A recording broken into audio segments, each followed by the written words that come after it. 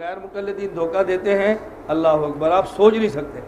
مولانا محمد الیاس گھمن دیوبندی عالم دین، مناظر، خطیب، شیخ الحدیث، ادیب، مصنف، صوفی، مدرس، متکلم اسلام، وکیل احناف، ترجمان مسلک حق اہل سنہ والجماعہ احناف دیوبند ہیں۔ مولانا محمد الیاس گھمن 12 اپریل 1969 عیسوی کو جنوبی ضلع سرگودھا میں پیدا ہوئے۔ اس کے بعد قرآن پاک حفظ کیا اور درس نظامی کورس کراچی اور فیصل آباد سے مکمل کیا، جبکہ علم تفسیر محمد سرفراز خان صفدر سے مدرسہ نصرت العلوم گجرا نوالا میں پڑھا۔ مولانا محمد الیاس جن مناصب پر فائز رہے ہیں ان میں ہیں شیخ الحدیث و ناظم مرکز اہل سنت والجماعت سرگودھا، امیر عالمی اتحاد اہل سنت والجماعت، چیف ایگزیکٹو احناف میڈیا سروس،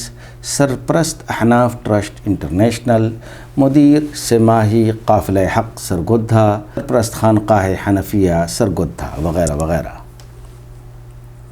مولانا محمد الیاس گھمن فقہ حنفی کو حق پر مانتے ہیں اور دیگر فقہوں کو بھی درست سمجھتے ہیں، مگر رفع یدین کو ترک کرنے کی دعوت دیتے ہیں، اسی لیے مخالف مکاتب فکر ان کو تنقید کا نشانہ بناتے ہیں۔ جہاں تک تصانیف کا تعلق ہے تو مولانا نے بہت ساری کتابیں تصنیف کی ہیں، جن میں ہیں رمضان المبارک، فضائل و مسائل، عدۃ الشمائل، فرقہ مماتیت کا تحقیقی جائزہ، خطبات برما، اسلام کے نام پر حوار پرستی، دروس القرآن، کنز الایمان کا تحقیقی جائزہ، المہند اور اعتراضات کا علمی جائزہ، نماز تراویح کی 20 رکعات سنت موقدہ ہیں، فضائل اعمال پر اعتراضات کا علمی جائزہ، فرقہ سلفیہ کا تحقیقی جائزہ، مجالس متکلم اسلام، مواعظ متکلم اسلام برائے اسلام، حسام الحرمین کا تحقیقی جائزہ، فضائل اعمال پر اعتراضات کا علمی جائزہ، فرقہ سلفیہ کا تحقیقی جائزہ، مجالس متکلم اسلام، مواعظ متکلم اسلام برائے اسلام، حسام الحرمین کا تحقیقی جائزہ۔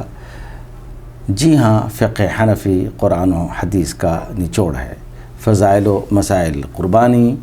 شہید کربلا اور ماہ مکرم، فضائل و مسائل، فرقہ بریلوی پاک و ہند کا تحقیقی جائزہ، فرقہ اہل حدیث پاک و ہند کا تحقیقی جائزہ، تراویح کا مسئلہ متنازعیہ نہ بنایا جائے،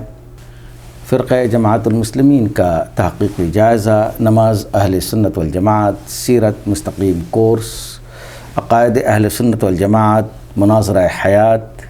عقائد اہل سنت والجماعت، دروس الحدیث، میرا پاکستان، زبدۃ الشمائل،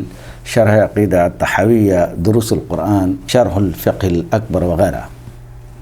جہاں تک ان کے تلامذہ کی بات ہے تو یوسف بیگ، عبدالواحد قریشی، عاطف معاویہ اور محمد احمد حنفی وغیرہ ان کے شاگردوں میں شمار ہوتے ہیں۔